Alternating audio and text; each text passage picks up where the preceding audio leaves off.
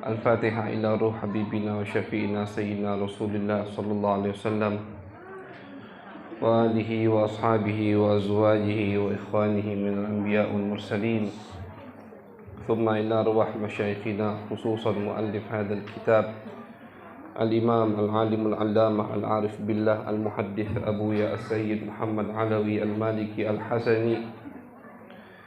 وَلِمَنْ لَهُ حَقٌّ عَلَيْنَا بِأَنَّ اللَّهَ يَغْفِرْ لَهُمْ وَيَرْحَمُهُمْ وَيُعْلِي دَرَجَاتِهِمْ فِي الْجَنَّةِ وَيَنْفَعُنَا بِأَسْرَارِهِمْ وَأَنْوَارِهِمْ وَعُلُومِهِمْ وَبَرَكَاتِهِمْ فِي الدِّينِ وَالدُّنْيَا وَالْآخِرَةِ بِسِرِّ الْفَاتِحَةِ.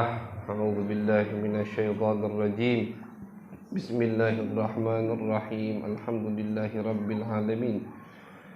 الرحمن الرحيم مالك يوم الدين. إياك نعبد وإياك نستعين. اهدنا الصراط المستقيم صراط الذين أنعمت عليهم غير المغضوب عليهم ولا الضالين آمين. بسم الله الرحمن الرحيم. Alhamdulillahi rabbil alamin wa bihi nasta'in ala umuri dunya waddin. Wa sallallahu ala sayyidina Muhammadin khatamin nabiyyin wa ala alihi wa sahbihi ajma'in. Qala rabbi shrah li sadri wa yassir li amri wahlul 'uqdatam min lisani yafqahu qawli. وسدد لساني واهد قلبي بجاه النبي والآل والصحب. قالوا سبحانك لا علم لنا إلا ما علمتنا إنك أنت العليم الحكيم. اللهم صل على سيدنا محمد الفاتح لما أغلق والخاتم لما سبق ناصر الحق بالحق والهادي إلى صراطك المستقيم وعلى آله حق قدره ومقداره العظيم. أما بعد. وبالسند المتصل إلى الإمام العالم العلامة العارف بالله أبو يا السيد محمد علوي المالكي الحسني رحمه الله تعالى قال في كتابه أدب الإسلام في نظام الأسرة. Adabul Islami fi nizamil usrati ila an qal al usratu fi ma qabla al Islam. Kanatil usratu fi ma qabla al Islami mushattatatal anasiri mutaqati'atal awasir la yasiluha rahimun wala tashfa'u laha qarabah. Qad khayyama 'alayha al-hiqdu wat-tadaburu wal-baghdha'u wat-tanahur. La tu'rafu lil mar'ati qimah wala tuhfadhu laha karamah. Famathalan kanatil mar'atu indal al-athiniyin tu'tabaru min saqatil mata' hatta innaha kanat tuba'u wa tushtara fil aswaq qad qudiya 'alayha bil 'ubudiyyati wal idlal wa kadzalika hiya fi syara'i'il hindil qadimah. Wa kanat inda ba'dil umamil urubiyyati laysat laha huququn syakhsiyatun fil milki wa innama khuliqat li khidmatir rajul fala haqqa laha fi tamalluki malabisiha wala fil amwal allati taktasibuha bi'arakil jabin. Amma indal Arab faqad kanat mumtahanatan jiddan hatta inna ba'dal arabi kana ya'idul banat kama qala ta'ala wa idza busyira ahaduhum bil untha dhalla wajhuhu muswaddan wa huwa kadhib yatawara minal qaumi min su'i ma busyira bih ayumsikuhu ala hunin am yadussuhu fit turab ala sa'a ma yahkumun. Ma'asyiral hadirat, ma'asyiral hadirin wal hadirat yang dimuliakan, yang dirahmati oleh Allah Subhanahu wa taala. Alhamdulillah, segala puja-puji kehadirat Allah Subhanahu wa taala atas segala nikmat yang telah Allah berikan kepada kita, sehingga di malam yang berkah ini kita kembali dikumpulkan oleh Allah Subhanahu wa taala di tempat yang insyaallah penuh dengan barakah, penuh dengan rahmat, penuh dengan cahaya ilahi, cahaya Nabi besar Muhammad sallallahu alaihi wasallam. Amin ya rabbal alamin.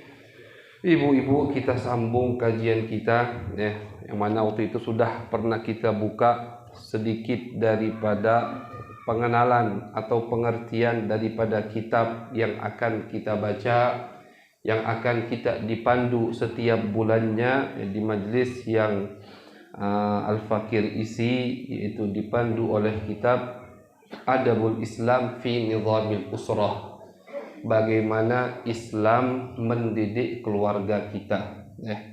Jadi kitab ini bukan hanya khusus untuk perempuan, bukan. Laki-laki pun yang ingin menikah, yang ingin berkeluarga itu ya harus baca. Bagaimana cara mendidik istri, cara mendidik anak, bahkan sebelum mendidik istri, mendidik anak, bagaimana cara memilih calon pasangan hidup yang pantas, yang diridhai oleh Allah, diridhai oleh Nabi besar Muhammad sallallahu alaihi wasallam. Jadi ini kitab yang berjudul Adabul Islam fi Nizamil Usrah, ditulis, dikumpulkan oleh ayah dari guru kami, yaitu Abuya Sayyid Ahmad bin Abuya Sayyid Muhammad. Ini karangan Abuya Sayyid Muhammad Alawi Al-Maliki Al-Hasani rahimahullahu ta'ala. Kita di pertemuan yang pertama kemarin sudah kita bahas atau kita baca daripada muqaddimah beliau. Namun di malam hari ini kita masuk ke bab pertama yang disebutkan atau yang ditulis oleh Abuya. Qal rahimahullahu ta'ala, beliau mengatakan bab pertama, al-usratu fi ma qabla al-islam, bagaimana keluarga sebelum Islam. Al-usratu artinya keluarga, usratun itu artinya keluarga. Fi ma qabla al-islam, sebelum agama atau sebelum Nabi besar Muhammad diutus. Jadi sebelum beliau berbicara tentang keluarga Islam bagaimana, beliau bandingkan dulu, beliau kasih kita gambaran dulu keluarga sebelum Islam itu bagaimana. Bagaimana perempuan diperlakukan oleh orang-orang sebelum Islam. Biar apa? Biar kita tahu nikmat luar biasa yang Allah berikan untuk kalian kaum hawa, kaum wanita.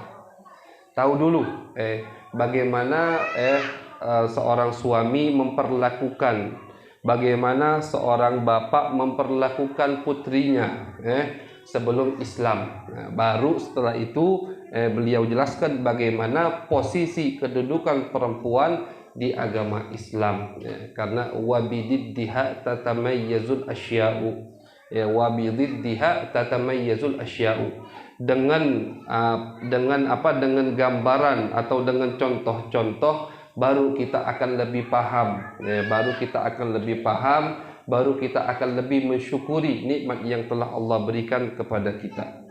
Qal, beliau berkata, kanatil usratu fi ma qabla al-islam musyattatatal anasir. Kata beliau, kanatil usratu, keluarga yang mana keluarga tersebut sebelum ajaran Islam atau keluarga sekarang cuman tidak dinaungi oleh ajaran Islam, musyattatatal anasir, terbangkalai kata beliau. Musyattatatal anasir, terbengkalai. Mutaqati'atal awasir, terputus. Tidak ada yang menjalin tali silaturrahim. La yasiluha rahimun wala tashfa'u laha qarabatun. Tidak ada yang menyambung tali silaturrahim, tidak ada yang namanya keluarga, membela keluarga, itu tidak ada sebelum Islam, kata Abuya. Qad khayyama 'alaiha al-hiqdu, mereka telah dirasuki. Khayyama itu dirasuki. Mereka telah dirasuki oleh al-hiqdu, saling benci, higid. Higid ini penyakit yang sangat susah dihilangkan. Jangan sampai kita ada penyakit higid. Higid ini dendam, itu higid. Kalau pernah berbuat salah, ada orang pernah berbuat salah sama kita, susah untuk memaafkan, itu jangan. Itu sifat yang sangat tidak bagus. Higid namanya. Orang berbuat salah, sebesar apapun salah orang tersebut, usahakan cepat-cepat kita memaafkan kesalahan tersebut. Khudil afwa wa'mur bil urfi wa'arid anil jahilin, kata Allah. Wahai Muhammad, khudil afwa, selalulah kau itu memaafkan orang yang berbuat salah kepadamu. Lihat Nabi, bagaimana akhlak Nabi besar Muhammad SAW. Tidak ada yang berbuat salah kepada Nabi kecuali salah tersebut sudah dimaafkan oleh Nabi besar Muhammad SAW. Datang satu orang ini datang kasar ke Nabi, sampai gamis Nabi itu ditarik bagian lehernya. Itu Sayyidina Umar sudah marah. Ini orang nagih utang, padahal tempunya belum jatuh. Misalkan bulan depan, dia datang hari ini, datang langsung di masjid, menghadap Nabi Muhammad, langsung dia digenggam ini leher Nabi besar Muhammad SAW. Sampai membekas di leher Nabi. Sayyidina Umar marah. Sayyidina Umar marah, mau dibunuh sama Sayyidina Umar, dilarang sama Nabi besar Muhammad SAW. Jangan wahai Umar, kami berdua ini lebih butuh untuk kau ajari aku membayar hutang dengan baik-baik, dia menagih hutang dengan baik-baik, tidak butuh kau bunuh, kata Nabi Muhammad. Ini orang kurang ajar sama Nabi kan? Dibayar hutangnya sama Nabi, terus dilebihi lagi sama Nabi Muhammad. Kenapa dilebihi? Karena Sayyidina Umar sudah mengeluarkan pedangnya, orang tadi takut. Membayar rasa takut orang tadi dibayar sama Nabi besar Muhammad SAW. Jadi al-higid itu sifat yang sangat tidak bagus. Higid itu sifat yang sangat tidak bagus. Jangan sampai ada di dalam hati kita. Usahakan setiap orang yang berbuat salah kepada kita, sebesar apapun kesalahannya, cepat-cepat kita maafkan. Ibrahim bin Adham, beliau ini adalah orang yang sangat dekat dengan Allah. Suatu hari Ibrahim bin Adham ini namanya terkenal, tapi orang tidak tahu mana sosok Ibrahim bin Adham. Jadi beliau ini masuk ke satu kota, pindah ke kota lain, masuk ke satu desa, pindah ke desa lain, tidak ada yang tahu dia Ibrahim bin Adham. Cuman kalau nama Ibrahim bin Adham semua tahu. Akhirnya suatu hari Ibrahim bin Adham masuk ke desa, beliau ingin mencari nafkah, mencari buat makan. Dicari kerjaan, ada satu kerjaan. Apa kerjaannya? Jaga kebun orang. Akhirnya kebun itu salah, kebun buah-buahan. Jaga Ibrahim bin Adham kebun orang tersebut.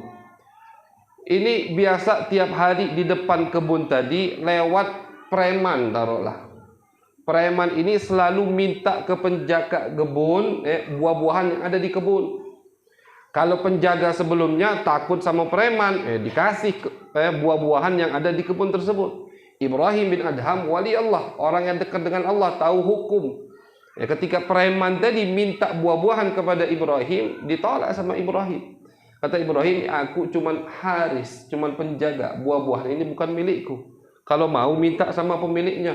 Ini preman marah, tidak pernah ditolak. Ini penjaga baru menolak permintaan preman tersebut. Langsung Ibrahim bin Adham ditampar oleh preman tadi. Sudah ditampar, ada orang yang melihat. Orang yang melihat ini tahu, ini yang ditampar Ibrahim bin Adham. Ketika preman tadi lewat, sudah melewati Ibrahim, dikejar sama orang tadi. Oi, tahu tidak, yang tadi kau tampar itu Ibrahim bin Adham. Preman tadi walaupun bejat tapi tahu dengan yang namanya Ibrahim bin Adham. Terkejut dia, kaget. Oh, itu orang besar yang aku tampar. Langsung kembali ke kebun, nangis-nangis minta maaf kepada Ibrahim bin Adham. Apa jawab Ibrahim? Kata Ibrahim, wahai laki-laki, wahai preman, belum kau angkat tanganmu dari pipiku, sudah aku maafkan perbuatanmu. Belum diangkat, jadi tampar itu tangannya masih nempel di Ibrahim, itu sudah dimaafkan oleh Ibrahim bin Adham. Jadi hati mereka luar biasa, sangat cepat sekali memaafkan kesalahan-kesalahan yang diperbuat oleh manusia-manusia yang lain. Insya Allah kita diberikan oleh Allah Subhanahu wa taala taufik dan hidayah sehingga kita bisa mempraktekkan sifat tersebut ke dalam hati kita, ke dalam keseharian kita. Amin ya rabbal alamin. Jadi kata Abuya, keluarga sebelum Islam itu telah dirasuki oleh al-higid, tidak pernah atau susah melupakan kesalahan orang. Wattadabur, saling benci, tadabur, saling pecah belah, baghdha, saling benci. At-tanahur juga sama. Jadi at-tadabur, al-baghdha, at-tanahur itu artinya sama, saling pecah belah, saling benci. Termasuk gambaran daripada perpecah belahan yang ada di dalam keluarga sebelum Islam. La tu'rafu lil mar'ati qimah. Perempuan sama sekali tidak mempunyai harga di dalam keluarga tersebut. Qimah itu harga. Wala tuhfadu laha karamah, dan sama sekali perempuan di sebelum Islam tidak dihormati. Jadi di dalam keluarga sebelum Islam perempuan tidak mempunyai harga diri, juga perempuan tidak dihormati oleh ajaran-ajaran mereka. Famathalan, dikasih contoh oleh beliau, kanatil mar'atu indal athiniyin, perempuan di dalam agama Nasrani. Athiniyin ini termasuk agama Nasrani. Jadi Nasrani itu pecah belah, kan banyak namanya Nasrani. Termasuk daripada ajaran Nasrani itu ada kelompok yang bernama Athiniyin.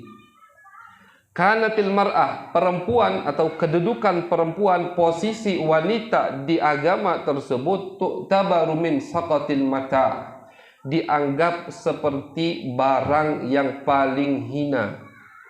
Jadi barang yang paling hina apa? Itulah posisi perempuan. Hatta innaha kanat tuba'u wa tushtara fil aswaq, sampai-sampai perempuan ini tuba, dijual, wa tushtara, jual belikan di pasar. Ini bukan perempuan budak, bukan tawanan perang, perempuan merdeka. Tapi karena perempuan menurut mereka seperti barang, yang namanya barang boleh dijual belikan, maka perempuan pun dijual belikan.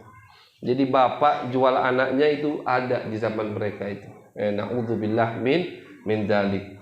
Qad qudiya 'alaiha bil 'ubudiyyati wal idlal. Mereka dianggap seperti budak. Mereka dihinakan, idlal, dihinakan. Wa kadzalika hiya fi syara'il Hindil qadimah. Begitu juga kata Abuya, kelakuan di agama Hindu yang sudah lalu, sudah lama, kelakuan mereka kepada perempuan. Perempuan dianggap seperti barang, dijual belikan, bahkan lebih hina dari barang yang mereka miliki. Itu contoh pertama, Bu. Wa kanat inda ba'dil umamil urubiyah, dan perempuan di sebagian kelompok Eropa, laisat, sampai sekarang ini, laisat laha hukukun syakhsiyah fil milki. Mereka tidak memiliki hak-hak pribadi. Jadi menurut bangsa Eropa, keyakinan Eropa, tentunya tidak semuanya, di sebagian keyakinan Eropa itu perempuan tidak bisa memiliki, memiliki HP itu tidak bisa, memiliki pakaian tidak bisa, memiliki mobil kendaraan tidak bisa. Semua yang mereka miliki itu milik suaminya.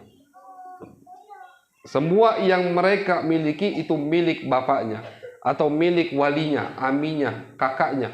Ya, menurut Islam nanti kita bakal bahas bagaimana indahnya perempuan, tingginya perempuan di agama Islam, ya, di agama Nabi besar Muhammad sallallahu alaihi wasallam. Wa inna ma khuliqat li khidmatir rajul. Ya, menurut mereka perempuan diciptakan hanya untuk jadi pembantu untuk kaum laki-laki. Ya, ini menurut ajaran atau keyakinan sebagian orang Eropa. Fala haqqa laha fi tamalluki malabisiha. Mereka tidak punya hak untuk memiliki tamalluk malabisiha, pakaiannya. Bahkan pakaiannya pun tidak punya hak mereka untuk memilikinya. Wala fil amwal, apalagi di duit, di harta, allati taktasibuha bi'aratil jabin, yang mereka dapatkan harta tersebut, taktasibuha, yang mereka dapatkan bi'arakil jabin, dengan keringat mereka sendiri. Mereka dagang, jual beli, jualan kue, jualan makanan, jualan minuman, itu uang yang mereka hasilkan bukan milik mereka. Tapi milik siapa? Milik suami mereka. Milik siapa? Milik ayah, milik kakak, milik wali-wali mereka. Mereka tidak memiliki. Itu menurut kelompok Eropa. Sudah dua. Yang ketiga, amma indal Arab. Ketiga, menurut bangsa Arab, yang jelas sebelum Islam. Faqad kanat mumtahanatan jiddan. Perempuan itu sangat dihinakan sekali. Mumtahanah itu sangat dihinakan. Hatta inna ba'dal Arab kanat ya'idul banat. Sampai sebagian orang Arab itu ya'idul banat, wa'dul banat, mengubur putrinya hidup-hidup. Itu ada bu dulu, di zaman jahiliyah sebelum zaman Nabi besar Muhammad SAW, itu ada adat bapak ngubur anak perempuannya hidup-hidup. Oh Habib, mana hatinya itu wong? Ya tak hati-hati lagi sudah. Ngubur anaknya hidup. Perempuan, jelas perempuan. Jadi menurut pemahaman mereka, anak perempuan itu tidak ada faidahnya, begitu. Itu keyakinan mereka. Tidak bisa ikut berperang, tidak bisa membela mereka ketika ada musuh. Jadi akhirnya dikubur hidup-hidup, walaupun tidak semua. Kalau semua orang jahiliyah mengubur anak putrinya hidup-hidup, berarti nggak ada keturunan setelah itu. Tidak.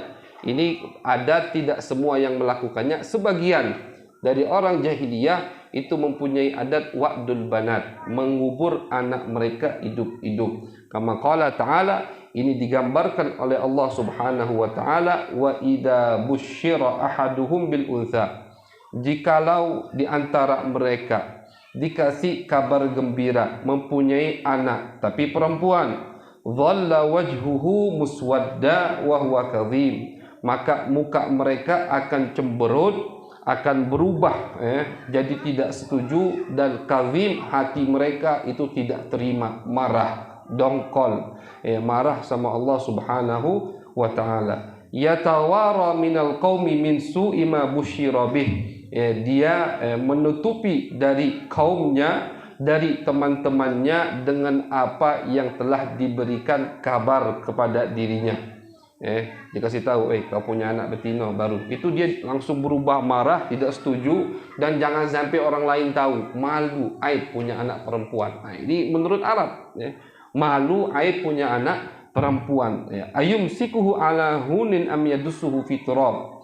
Langsung terpikirkan di benaknya, ini anak aku didik, aku besarkan tapi sambil dihina, atau aku kubur aja hidup-hidup dari kecil. Ala sa'ama yahkumun, sungguh jelek sekali pemikiran yang mereka pikirkan, kata Allah Subhanahu wa taala. Jadi mereka itu kalau dapat kabar anak perempuan langsung tidak setuju, marah. Itu adat orang Arab. Tidak sampai di situ. Wa kanat la yuwarrithuna an-nisa was-sibyan min abna'il mayyit. Bahkan mereka tidak memberikan warisan untuk perempuan. Jadi kalau ada suami meninggal, ninggalin istri, ninggalin putri, ninggalin ibu, tiga ini tidak dapat warisan. Istri tidak dapat warisan dari harta lakinya, anak tidak dapat, ibu tidak dapat warisan dari harta anaknya, terus putri tidak dapat warisan dari harta bapaknya. tidak dapat warisan. Kalau di ajaran Islam malah 3 orang ini yang pasti dapat warisan. Tapi menurut keyakinan jahiliyah kebalikannya. Ibu, istri, putri tidak mendapatkan warisan dari suami, dari anak, dari bapaknya. Wa innama yuwarithun, mereka hanya mewariskan man yulaqil aduwa wa yuqatilu fil hurub. Mereka hanya mewariskan harta mereka kepada orang yang menghadapi musuh dan yang berperang di medan tempur, yaitu anak laki-laki. Anak laki-laki dapat warisan. Kenapa? Karena dia ni bakal perang. Dia ni yang lawan musuh. Anak perempuan tak dapat warisan. Wa kanatil Arab tarithun nisaa kurha. Bahkan orang Arab itu mempunyai adat mereka mengambil warisan perempuan. Maksudnya begini, ketika seorang bapak meninggalkan beberapa istri, itu sebagian misalkan saudara suaminya itu berhak mewarisi istri kakaknya. Misalkan Agus meninggal, mempunyai 3 istri atau 2 istri atau 1 istri. Agus punya kakak Salim. Salim ini berhak mengambil istri Agus. Walaupun istri Agus tidak setuju, tidak suka, Salim berhak. Ini warisan dari kakakku. Jadi dianggap seperti benda, dianggap seperti barang istri itu menurut bangsa Arab sebelum Islam. Bahkan bentuk pengambilannya lebih jelek lagi. Bi an yaji al warith wa yulqi thawbahu ala zawji muwarrithihi. Thumma yaqul warithtuha kama warithtu malah. Jadi si Salim tadi datang ke rumahnya Agus, kakaknya yang sudah meninggal. Si Salim bawa kain, kain ini dilemparkan, dipilih sama si Salim. Istri kakakku ada berapa? Ada 3 misalkan. Dipilih 1 dilempar serbannya misalkan. Ini jadi milik aku. Tanpa akad, tanpa ijab kabul, tanpa resepsi, apalagi resepsi. Cuma dilempar bajunya ke perempuan, maka perempuan itu menjadi miliknya. Ini warisan aku, jatah aku dari warisan kakakku. Sungguh keji sekali keyakinan, pemahaman bagaimana mereka memperlakukan wanita di zaman tersebut. Fayakun haqqu biha min nafsiha. Ketika si Salim sudah melempar pakaiannya ke salah satu istri kakaknya, maka sudah ini kakaknya jadi seperti budak. Istri kakaknya tadi jadi seperti budak Salim. Berhak Salim jual, berhak Salim apapun dilakukan oleh Salim itu berhak. Kenapa? Ini sudah jadi barangnya, sudah jadi miliknya. Wa kana ba'dul Arab yukrihuna ima'ahum 'alal bigha liyaksabna lahum mala. Bahkan sebagian orang Arab itu yukrihun, memaksa ima'ahum, memaksa budak perempuan mereka. Ima itu budak perempuan. Sebagian orang Arab itu suka memaksa budak perempuan mereka alal bigha, untuk melakukan perbuatan zina. Liyaksabna lahum malan, agar mendapatkan uang dari perbuatan zina tersebut. Jadi misalkan ada satu orang mempunyai budak perempuan 10. Budak perempuan 10 ini dipaksa sama tuannya untuk menjadi pelacur. Menjadi pelacur. Hasilnya buat tuannya. Jadi persis alat sudah. Alat untuk mencari uang. Bahkan saking bobroknya akhlak orang Arab sebelum zaman Nabi besar Muhammad, wa kana ba'dul Arab yarithuna zaujati abihim fi jumlatil mata. Bahkan anak pun itu mewarisi istri-istri bapaknya selain ibunya. Misalkan anak, bapaknya meninggal, bapaknya ini punya istri lebih dari 1. Itu istri-istri bapaknya jadi warisan anaknya, bukan jadi ibu. Kalau kita kan walaupun itu bukan ibu kita, tapi sudah nikah dengan orang tua kita, jadi ibu, mahram lil abad, mahram selama-lamanya. Walaupun cerai sama bapak kita, walaupun bapak kita meninggal, yang tadi sudah dinikahi oleh bapak tetap jadi ibu kita. Kalau di Arab zaman jahiliyah dulu tidak. Ketika bapak daripada orang tersebut meninggal dan meninggalkan istri selain ibunya, istri-istri bapaknya, jadi ibu tiri, itu jadi warisannya. Jadi warisannya mau dijual, mau dikawin, mau dijadikan budak, terserah. Termasuk daripada harta benda warisan ayahnya. Fayusbihna zaujatin lil aulad, bahkan sebagian ada yang menjadi istri untuk anak-anak tersebut. Jadi istri bapak jadi istri anak. Hadhihi, kata Abu Ya, inilah anzimatul usratil fasidah qabla al-Islam. Inilah contoh-contoh daripada keluarga yang rusak, yang tidak ada aturan sebelum agama Islam. Jadi kurang lebih kita tahu gambaran bagaimana kelakuan daripada agama, daripada satu tempat daerah atau adat daerah, bagaimana mereka memperlakukan istri mereka, bagaimana posisi wanita di tempat-tempat tersebut. Tsumma ja'al Islam, kemudian datang agama Islam. Fa'atal mar'ata huquqaha ala dhawil adl, maka Islam memberikan perempuan hak-haknya dengan sangat adil. Sangat adil, luar biasa adil perempuan. Nanti disebutkan contohnya. Wa ja'alaha asasan fil usratil insaniyah, dan perempuan dijadikan oleh agama Islam sebagai pondasi agar rumah tangga terbentuk. Pondasi. Apa kata Nabi Muhammad? Madrasatul ula. Ibu itu adalah sekolah pertama untuk anaknya. Di hadis lain Nabi Muhammad mengatakan takhayyaru linutafikum. Nabi memberitahukan, Nabi menganjurkan sahabat-sahabatnya untuk memilih ketika kalian ingin menikah. Kata Nabi, kenapa? Karena perempuan adalah asas, adalah pondasi untuk anak-anak kalian. Kata Nabi, jangan tertipu dengan khadra ad-diman, jangan tertipu dengan perempuan yang cantik rupanya tapi tidak ada agamanya.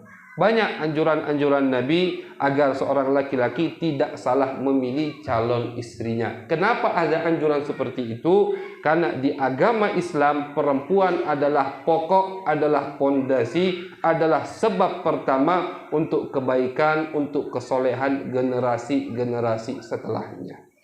Jadi kata Nabi, jangan tertipu dengan yang cantik rupanya tapi akhlaknya tidak ada. Ini kata Nabi bagaikan dedaunan atau rumput yang hijau tapi tumbuh dari kotoran onta. Jadi kotoran onta itu kadang kalau tidak dibuang saking lamanya itu sampai tumbuh daun di atasnya. Nah kata Nabi, diumpamakan sama Nabi, perempuan yang cantik rupanya tapi tidak ada akhlaknya seperti daun hijau. Bagus kan? Rumput hijau bagus, enak dilihat, tapi bawahnya, sumbernya, asal usulnya tidak ada akhlak, jauh dari agama.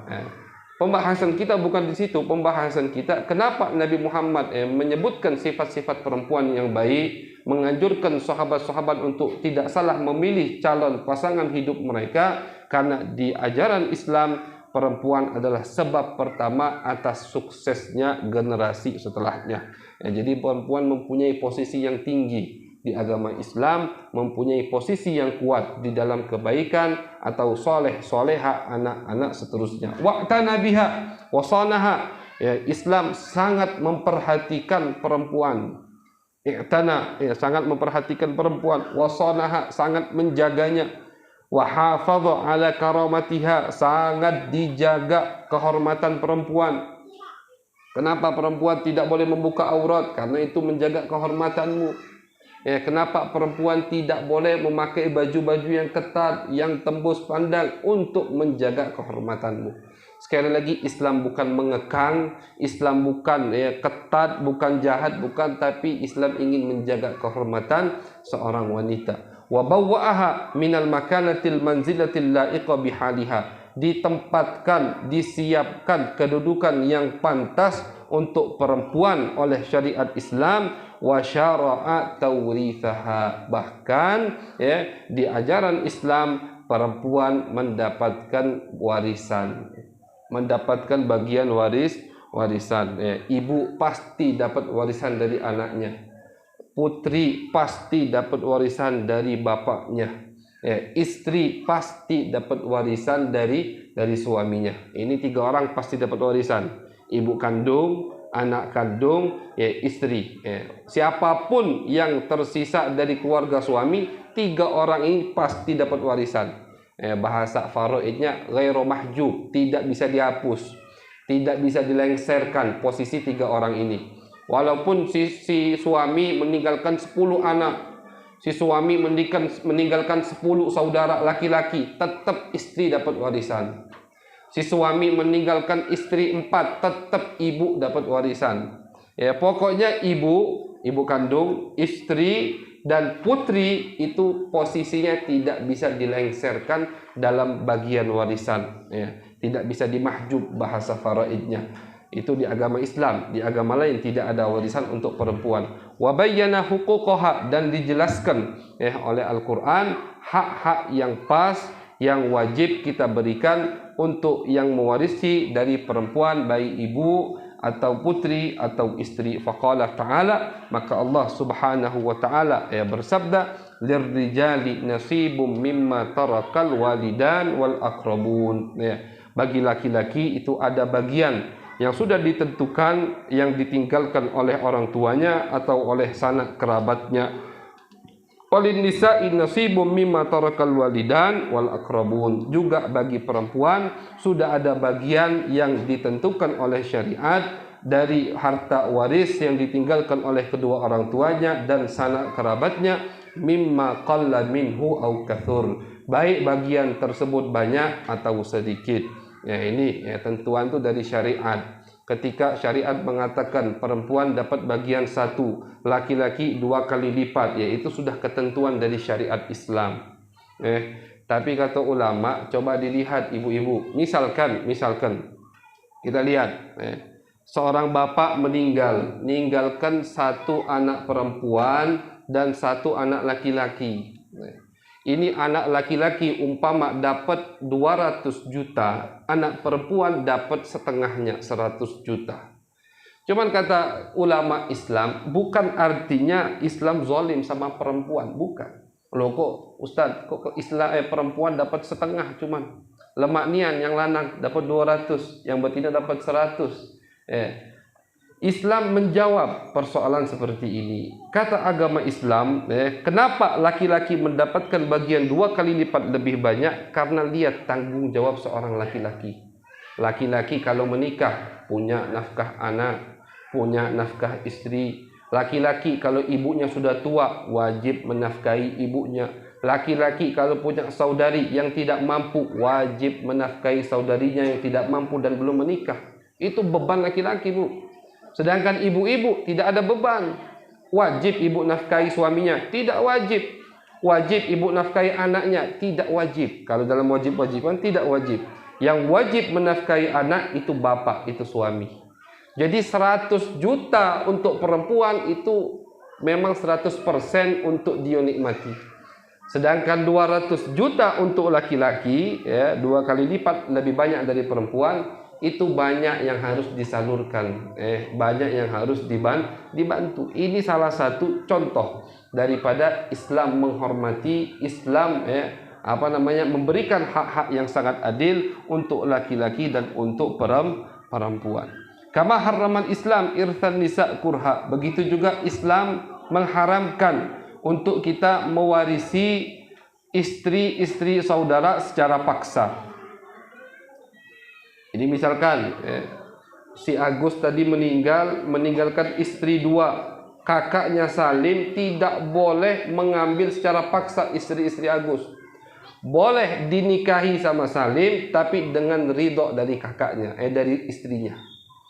Jadi kakak ipar boleh menikahi adik ipar kalau adiknya sudah meninggal dan selesai masa iddahnya dan istrinya ridho, setuju, mau, oke. Tapi kalau gambaran seperti kaum jahiliyah tadi dipaksa seperti harta waris, itu diharamkan oleh Islam. Faqala ta'ala, Allah subhanahu wa ta'ala bersabda, ya ayyuhalladzina amanu la yahillu lakum an tarithun nisaa karha. Wahai orang-orang yang beriman, tidak halal bagi kalian untuk kalian mewarisi perempuan-perempuan kalian secara paksa. Kama harramal Islam, Islam juga mengharamkan ikrahal ima, seorang tuan majikan memaksa budak perempuannya alal bigha, untuk berbuat zina, faqala ta'ala, Allah Subhanahu wa ta'ala bersabda, wala tukrihu fatayatikum alal bigha, jangan kalian paksa, jangan kalian perintahkan budak-budak perempuan kalian untuk berbuat zina, in aradna tahassunan, ketika mereka ingin menjaga diri mereka, litabtagu, kalian mengharapkan dari perbuatan zina tersebut, aradal hayatid dunya, ya, semata-mata untuk kenikmatan dunia. Kamanaha, Islam juga mencegah, melarang an nikahi zaujatil aba, untuk menikahi istri-istri bapak. Ya, jelas istri bapak ini bukan ibu kandungnya sekali lagi, tapi ibu tirinya, dilarang sama Islam. Bahkan tadi ketika seorang bapak sudah akad ijab kabul dengan perempuan, maka perempuan tersebut mahram untuk anaknya selama-lamanya. Kita punya bapak nikah lagi, walaupun belum kumpul, baru ijab kabul, yang dinikahi sama bapak kita tadi itu sudah jadi ibu kita selama-lamanya. Artinya boleh kita cium tangan, kita mahram untuk dirinya, tidak boleh kita nikahi. Itu hukum Islam.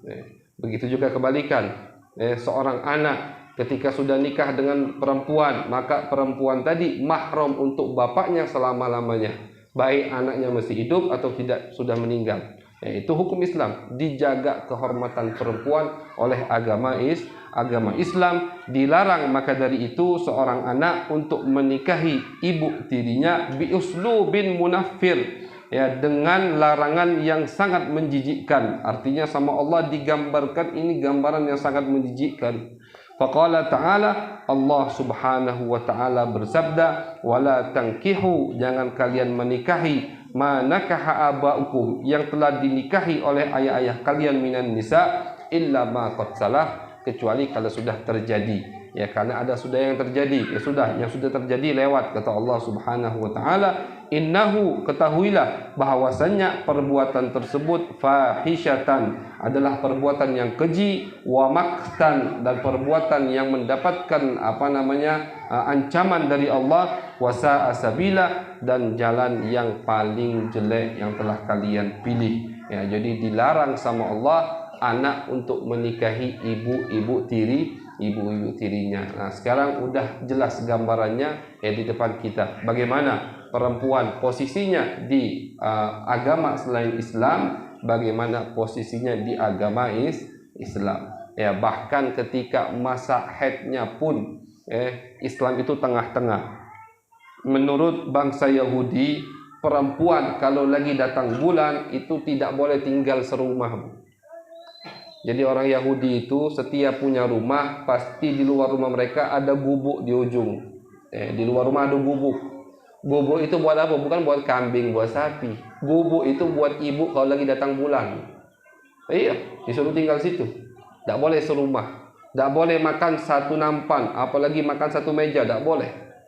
Jadi ketika perempuan, baik itu istri mereka, ibu mereka, putri mereka datang bulan, itu langsung tinggal di gubuk tersebut sampai selesai mainnya, baru balik lagi ke rumah. Itu bangsa Yahudi. Nasrani kebalikan.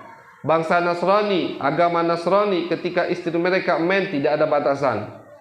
Boleh tetap, tidak ada batasan. Mau berhubungan, mau tidak boleh. Agama Islam datang di tengah-tengah.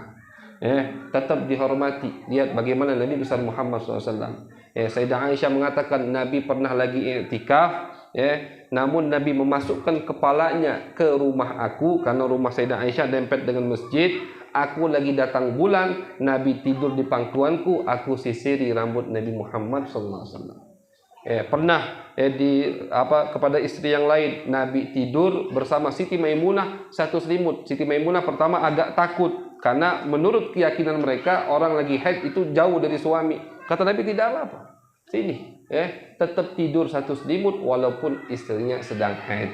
Cuman diberi larangan oleh Nabi besar Muhammad SAW, ma baina surrati war rukbah, jangan ajak sampai berhubungan. Itu dilarang oleh Nabi, dilarang oleh Allah Subhanahu wa ta'ala. Kenapa? Karena Islam, karena Allah thayyib, karena Allah itu bersih, suka yang bersih-bersih. Ya, ketika perempuan datang bulan lagi tidak bersih, kata Allah jangan kalian hubungi. Tapi kalau makan, silakan makan bareng. Mandi, silakan mandi bareng. Sayyidah Aisyah itu sering mandi bareng bersama Nabi besar Muhammad sallallahu alaihi wasallam. Jadi kita juga kalau ingin tahu posisi perempuan, ya lihat bagaimana sejarah Nabi bersama istri-istrinya. Ya, sangat dihormati sekali perempuan oleh Nabi besar Muhammad sallallahu alaihi wasallam. Tidak pernah membentak perempuan Nabi itu. Tidak pernah membentak perempuan. Bahkan Nabi itu pernah suatu hari menjadikan pahanya untuk dinaiki oleh Siti Sofiyah. Menjadikan pahanya, ini paha Nabi, orang yang paling mulia. Ketika Siti Sofiyah, istri beliau, ingin menaiki onta itu tinggi kan Bu. Kita kalau naik onta harus pakai tanggo, tidak baca naik langsung. Apalagi kalau ontanya lagi tegak.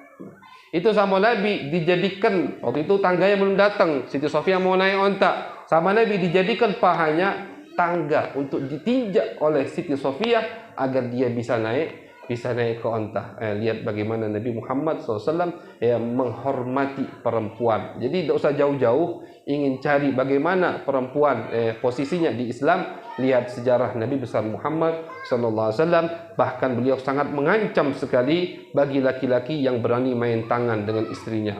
Jangan. Ini buat pesan buat para suami. Jangan sampai main tangan. La yaf'aluha illa syirarukum, kata Nabi.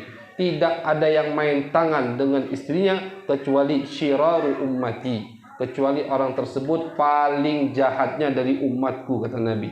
Memang betul disebutkan di Al-Quran cara mendidik istri.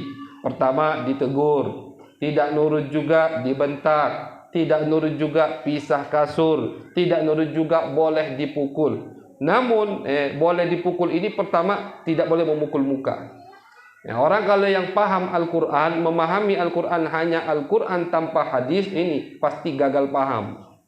Jadi ketika kita memahami Al-Quran harus dibarengi dengan hadis-hadis Nabi besar Muhammad SAW. Boleh memukul, bagian mana yang boleh dipukul? Illal wajh, kata Nabi. Jangan memukul muka, karena muka itu adalah tempat yang paling dimuliakan oleh Allah Subhanahu wa Ta'ala. Ada tempat sujud di muka. Maka tidak boleh memukul muka, kata Nabi. Terus mukulnya bukan mukul nyiksa tuh sampai biru, sampai ini bengkak, tidak. Cubit cuman. Memukul yang dibolehkan oleh syariat hanya mencubit, atau pakai siwak. Sebagian ulama mengatakan pakai siwak, pakai siwak digini-gini kan. Itu pukulan yang dibolehkan oleh syariat. Sampai segitu pun Nabi mengatakan la yaf'aluha illa syirarukum. Yang sampai ke posisi, yang sampai ke situasi, sampai memukul istrinya, itu suami yang paling jahat. Artinya tidak berhasil berarti dari awal mendidik istrinya. Sampai dia perlu untuk memukul istrinya. Na'udzubillah min dzalik. Zaman sekarang ini kan itu, ada wong yang berani sama wong rumah, tapi sama wong luar takut. Sama bininya preman, ngelawan, tapi sama wong lain ciut. Seharusnya kebalikan. Sama orang lain berani, sama perempuannya lembut luar biasa. Karena itulah adab akhlak Nabi besar Muhammad sallallahu alaihi wasallam. Bahkan di akhir hayat beliau, wasiat Nabi besar Muhammad ini jamalul Islam, jamalul mar'ah fil Islam. Ini indahnya perempuan di agama Islam. Akhir wasiat Nabi selain masalah salat, masalah perempuan. Kata Nabi, Allah fi nisaikum, khairukum li ahlihi wa ana khairukum li ahli. Kata Nabi, sebaik-baik kalian adalah orang yang paling baik dengan keluarga, dengan istrinya. Dan aku, kata Nabi, orang yang paling baik, paling ramah, paling romantis kepada istri-istrinya. Jadi ingin jadi suami yang paling baik yang disifati oleh Nabi, perbaikilah kelakuanmu kepada istrimu. Ini semua gambaran contoh bagaimana al-usrah fil Islam, bagaimana al-mar'atu fil Islam. Indahnya, tingginya, hormatnya posisi perempuan di dalam agama Islam. Jadi kita jangan tertipu dengan suara-suara Eropa. Jangan tertipu dengan ajaran-ajaran setan ketika mengajarkan, ini Islam ini mengekang perempuan, wajib pakai cadar misalkan, yang menurut wajib nutup aurat pakai jilbab. Itu kan ada tuh sekarang suara. Oh, perempuan tidak boleh ke pasar. Siapa bilang perempuan tidak boleh ke pasar? Ya, silahkan kalau mau ke pasar, asalkan syarat-syaratnya dilakukan. Itu.